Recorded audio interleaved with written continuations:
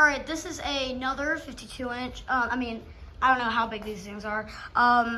Minka Aire Extreme Ceiling Fan. I'm not gonna be able to demonstrate this one because I just tried turning it on and I think the fan is like broken. It wasn't coming on. Well, actually it was, but it was just like moving like side to side like that. I think the motor might be all rusted or something, or the fan might be water damaged. I don't know. I think something got caught in the motor. I don't know, but anyways, I just couldn't get it running. So anyways, thanks for watching.